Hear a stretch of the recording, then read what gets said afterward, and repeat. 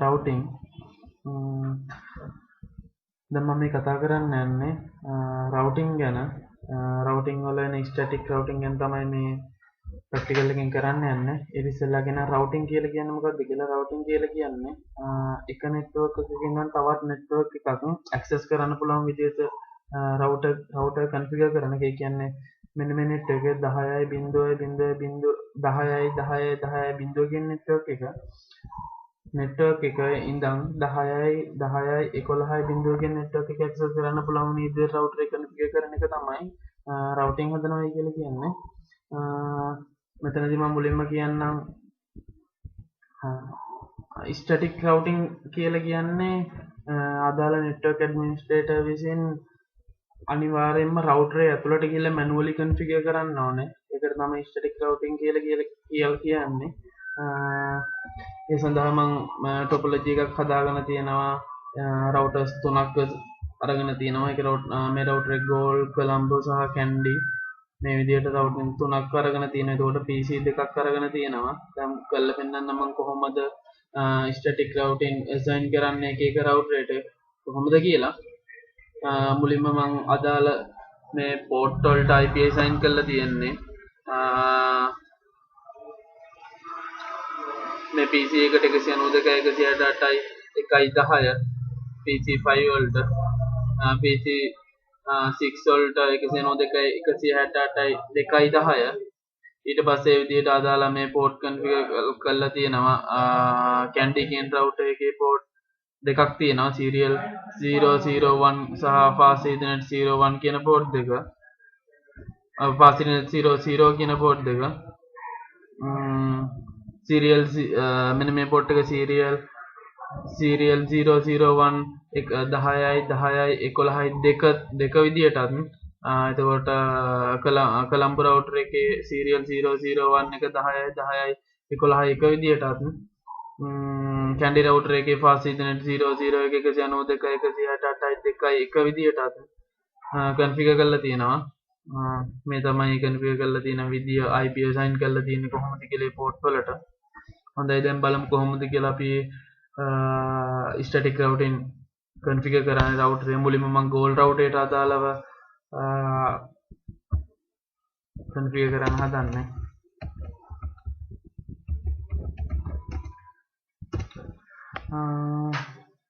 static routing වලට අදාළ command ටික තමයි IP route destination IP route ඊට පස්සේ destination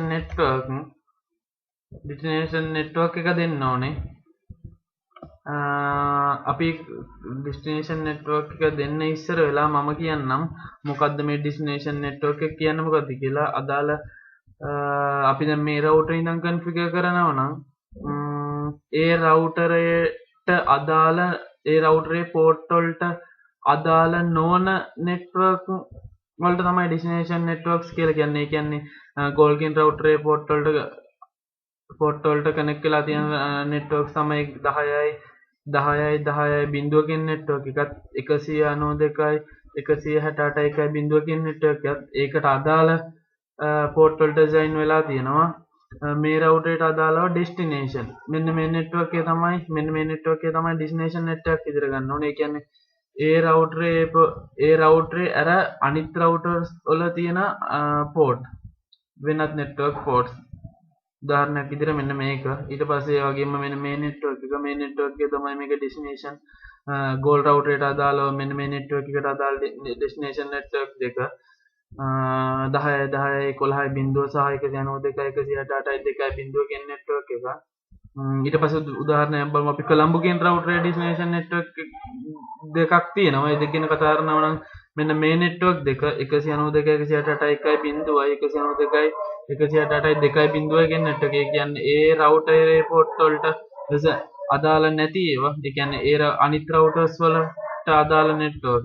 ඊට පස්සේ අපි candy කියන router ගැන බලුවොත් ඒකේ destination network දෙක තමයි 10.10.10 බිඳුව සහ 192.168.1 බිඳුව. ඊට පස්සේ destination network එකෙන් පස්සේ අපි දෙන්න ඕනේ subnet mark එක. ඒ කියන්නේ අදාළ destination network එකේ subnet marks එක අපි දැන් මේ රවුටර් බැලුවොත් 192.168 මේකේ ඩෙස්ටිනේෂන් නෙට්වර්ක් එක 10 බිංදුව ඒකේ සබ්නෙට් මාක්ස් එක ගන්න පුළුවන් මෙතන CARD නොටේෂන් එක තියෙන්නේ 255 252 ඒ විදිහට ඊට පස්සේ exit port on next hop IP address දැන් අපි goal කියන router ඉඳන් configure කරනවා නම් exit port ඒ කියන්නේ යා මේ network එකට යන්න exit වෙන port එක serial 000 on next hop IP address ඒ කියන්නේ මෙන්න මේ hop ගේ next hop කියලා කියන්නේ මෙයා මෙතන ඉඳන් next hop මෙයා serial 00 ගේ IP address එක ඒ කියන්නේ destination network මෙන්න මේක තමයි command එක IP route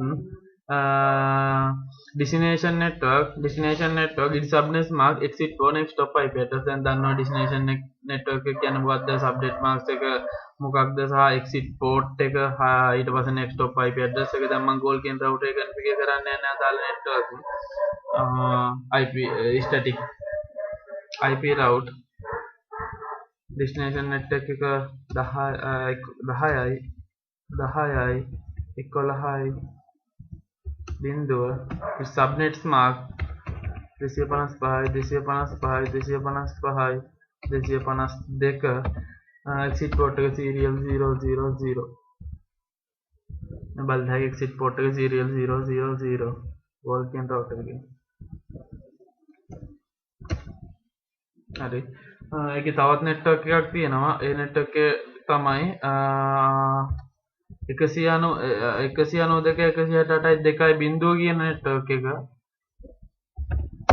IP route 192.168.2 බිංදුව subnet marks එක 255 බිංදුව exit port එක serial 000 හරි දැන් අපි අදාළ network එකට අදාළව configure කරලා තියෙන්නේ IP route static route configure කරලා තියෙන්නේ දෙකම ඊට පස්සේ අපි අනිත් router මේ විදිහට configure කරගමු තව දෙයක් මේකේ අපි host name එක goal කියලා මාරු කරගමු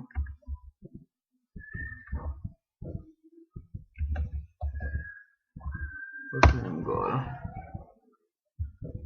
ඊගා router එකට එනවා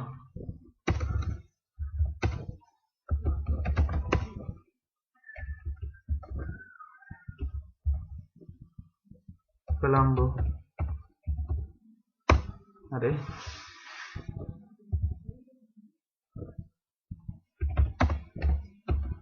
IP route එක destination network දෙක බලමු මොකක්ද කියලා 192.168.1 බිංදුවයි 192.168.2 බිංදුවයි තමයි destination network දෙක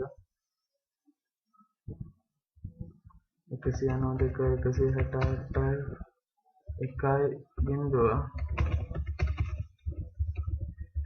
5 බිංදුව දැන් ඊට පස්සේ බලන්න ඕන අපි exit port එක මේ network දෙකට exit port දෙකක් තියෙන්නේ අදාළ network එකයි බිංදුව තියෙන්නේ මේ පැත්තේ කියන්නේ ඒකට serial 00 එක තමයි ඒකට අදාළ වෙන exit port එක හරි ඊට පස්සේ අනිත් network එක 168.2 බිංදුව ඒකේ exit port එක serial 001 ඔව් ඒ router එක දැන් අපි static routing configure කරලා ඉවරයි දැන් අනිත් router එක ඒ router එක අපි බලාගමු මුලින්ම මොකක්ද destination network එක කියලා 10 බිංදුව සහ 192.168.1 බිංදුව කියන network එක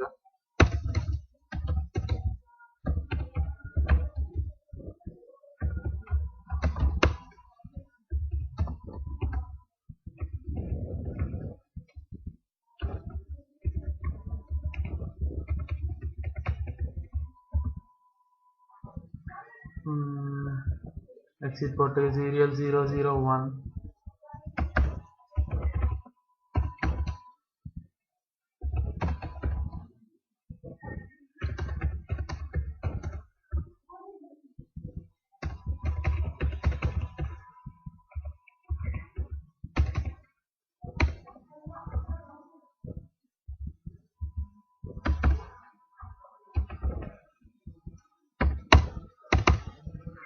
හරි. දැන් අපි ඒ router host name එක change කරමු.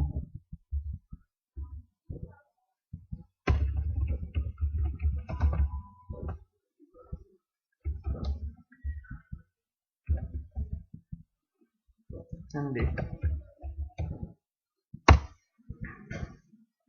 Okay.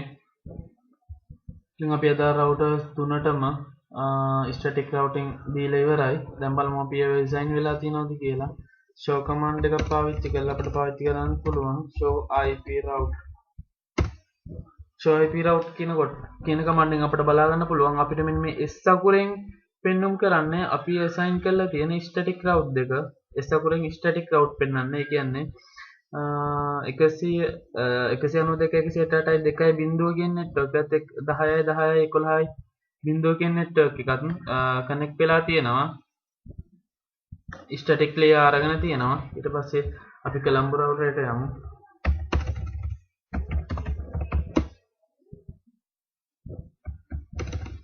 show IP router.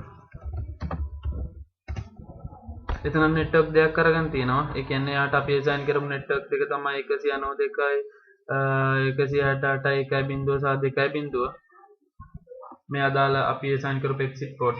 එයා ඒ port හරහා තමයි ඒවා අරගෙන තියෙන්නේ.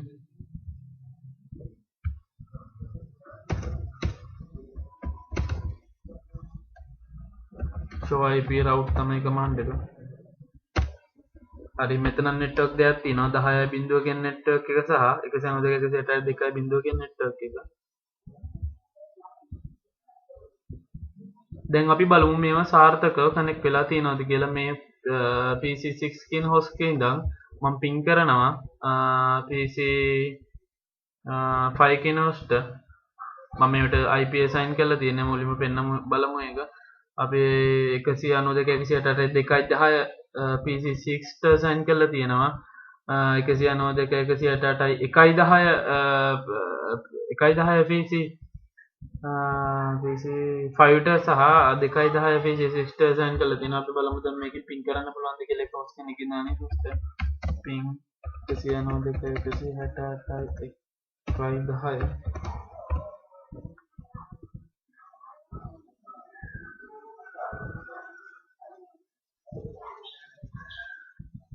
මුල් රික්වෙස්ට් එක ටයිම් අවුට් වෙන ඊට පස්සේ අදාළ රික්වෙස්ට් දෙක සාර්ථක වෙනවා. අපි අපව බලමු. ඔය අපේ ස්ටැටික් රවුට් එක සාර්ථකයි. PC6 කින් ඉඳන් PC5 ට. ඒ කියන්නේ මේ පැත්තෙන් ස්ටැටික් රවුට් එක හරියටම මෙහෙට යනවා. ඊට පස්සේ බලමු අපි PC5 ඉඳන් PC6 ට ping 192.168.2.10 සාර්ථක ස්ටැටික් රවුට් එකක්. පැකට් 4ක් සෙන්ඩ් කරලා තියෙනවා. 4ම රිසීව් වෙලා තියෙන loss එක 0යි. එතන තියෙනවා. අපිට ඒ විදිහට අදාළ මේ router එකකින් ඉඳන් උනත් ඕන තැනකට ping කරලා බලන්න පුළුවන්. 192.168.10ට. ඒ කියන්නේ අදාළ host ping වෙනවා. 2.10 ඔන්න එහෙමයි. අන්න ඒ විදිහට තමයි static routing configure කරන්නේ. ඒ වගේම දැන් තවත් කියන්න ඕන දෙයක් තියෙනවා. static routing වල වාසි සහ අවාසි තියෙනවා. static routing වල තියෙන වාසි තමයි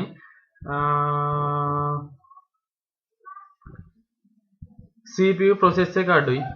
ඒ කියන්නේ අපි dynamic routing protocol ලගේ මේ routing අතර නිතරම routing update හුවමාරු වෙන්නේ නැහැ. ඒක නිසා CPU එකේ router එකේ CPU එකේ process එක අඩුයි. ඒ කියන්නේ අපි manual assign කරලා තියන්න ඕනේ.